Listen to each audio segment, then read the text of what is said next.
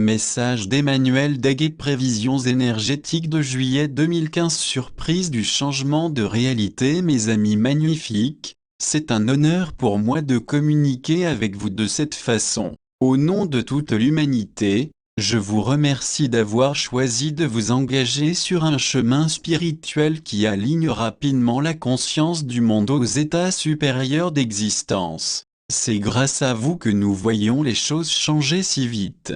Le solstice d'été du 20-21 juin 2015 a été monumental. C'est presque comme si un commutateur de lumière avait été allumé en tout lieu. Il y a eu un soupir de soulagement énergétique qui a pu être ressenti dans le cœur de beaucoup. Jusqu'au récent solstice, il y avait beaucoup d'accablement et d'anxiété parmi le collectif. Beaucoup avaient le sentiment d'être dans un autocuiseur ayant besoin d'une grande libération. Les émotions étaient partout, et trouver un sentiment de paix et d'ancrage, lors du déversement de lumière que nous recevions du soleil et des autres corps célestes, semblait inaccessible et fugace. Le portail du solstice d'été a aidé et aide beaucoup d'entre nous à revenir à notre soi familier, mais d'une manière plus raffinée. Les actualisations que nous avons reçues ces derniers mois sont maintenant en mode de pleine intégration. Au début de juillet, les planètes Vénus et Jupiter ont semblé très proches dans le ciel, comme elles ne l'avaient pas été depuis très longtemps. C'est ce qu'on appelle habituellement une conjonction, ce qui a créé un portail puissant pour l'arrivée de changements extraordinaires. La conjonction Vénus-Jupiter a été en mesure de nous rediriger, grâce à la guidance divine intérieure et à la synchronicité vers l'accomplissement de nos désirs les plus profonds et les plus authentiques. Notre chemin devient très clair. Les énergies nous aident à savoir dans quelle direction nous aimerions aller ensuite. La conjonction Vénus-Jupiter nous a donné un aperçu de ce que va être prochainement Vénus rétrograde du 25 juillet au 6 septembre 2015. Vénus raffine et restaure les vraies valeurs de la vie lorsqu'elle est rétrograde, de sorte que ces 6 semaines seront un moment incroyable de magnifique expansion. Confirmation de la prochaine vague d'éveil pour revenir en avril, la série d'actualisations énergétiques et d'alignements célestes qui s'est produite a créé certaines des plus puissantes vagues d'éveil que nous ayons connues dans cette vie. C'était un de ces moments incroyables. Mais rappelez-vous toujours que notre esprit ne nous donne pas plus que ce que nous pouvons gérer. Et pouvez-vous imaginer ce que ceux qui ne savent pas ce qui s'est passé énergétiquement ont dû ressentir? Pendant un cycle d'éveil, chaque personne sur la planète a la possibilité de laisser partir les anciens schémas qui ont fait leur temps et qui peuvent encore les empêcher d'évoluer afin d'aller vers un état de grâce, de fluidité, de joie et d'abondance universelle. Pour certains, des vies d'anciens schémas sont libérées, tandis que d'autres font de petites avancées. Quelle que soit l'ampleur du nettoyage qui s'accomplit, tout est parfait. Nous voyons maintenant la confirmation concrète que la prochaine vague d'éveil est à plein régime. Que ce soit dans notre vie personnelle ou sur la scène mondiale, tout est en train de changer à la vitesse de l'éclair. Même nous.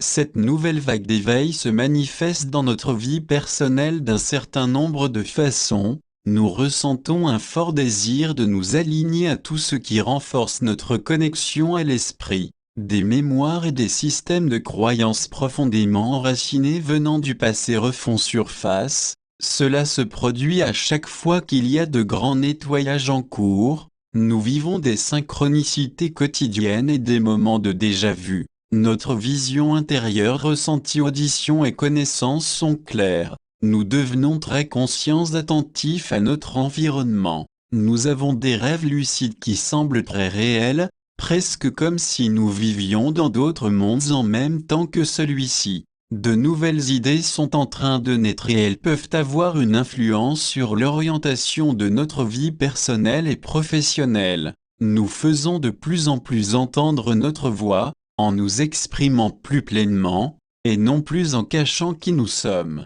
Nous construisons de nouvelles amitiés, connexions d'âme, tout en libérant celles qui peuvent ne plus être alignées à l'amour et au soutien mutuel que nous désirons. Nous avons un peu plus de sautes d'humeur et nous sommes parfois plus irritables que d'habitude. Nous faisons l'expérience de vertige ou de bourdonnement dans l'oreille interne. Nous assistons à un changement dans nos habitudes alimentaires. Nous avons un désir de regarder les étoiles plus souvent. Sur la scène mondiale, nous avons vu se produire des changements massifs qui montrent l'importance que donne l'humanité au respect de chaque personne, quelle que soit sa race, son sexe, son orientation sexuelle, sa culture, ou le contexte. Oui, nous avons certainement encore beaucoup de chemin à faire, mais de grandes avancées ont été réalisées dans la façon dont nous nous traitons les uns les autres. Le collectif commence à voir que dans notre essence,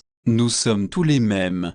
Plus de surprises à venir dans les prochains mois, de nombreuses autres surprises majeures feront leur chemin dans notre vie et sur la scène mondiale. Plus précisément, la plupart des graines qui sont plantées maintenant vont se concrétiser en octobre et novembre. La clé pour recevoir une surprise est de s'aligner au courant de vie. Cela signifie simplement que nous nous permettons de rester mentalement, physiquement et émotionnellement flexibles. Le mental a tendance à être attiré vers la structure et peut souvent être un peu plus rigide par nature. Il est important d'avoir une routine, mais il est également important de changer souvent les choses, de garder le mental, le corps et les émotions flexibles et dans un état d'adaptation au courant naturel de vie.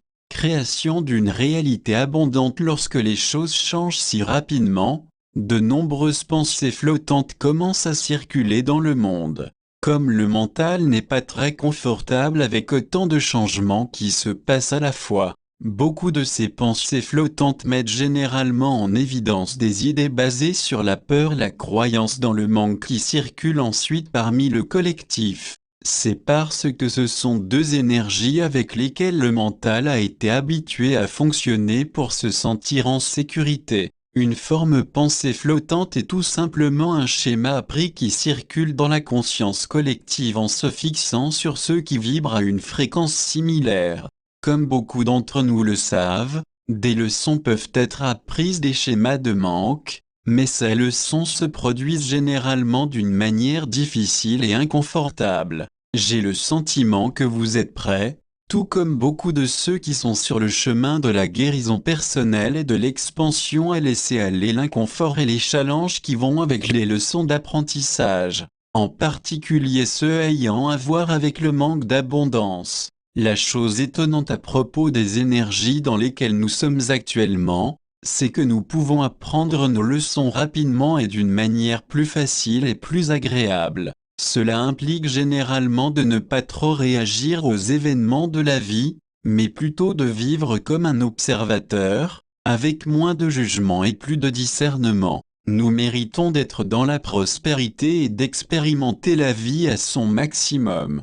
Si vous vous apercevez que votre mental va dans des schémas où il s'attend au manque, observez juste ce qu'il fait au lieu de réagir. Ensuite, trouvez une opportunité de faire quelque chose de bienveillant ou de généreux pour une personne au moins, de préférence quelqu'un qui n'est pas très proche de vous, ainsi il n'y aura pas d'attentes qui seront créées entre vous. Vous pouvez le faire au café local ou avec un groupe de bénévoles, ou partout où vous êtes en mesure d'offrir votre bienveillance à quelqu'un.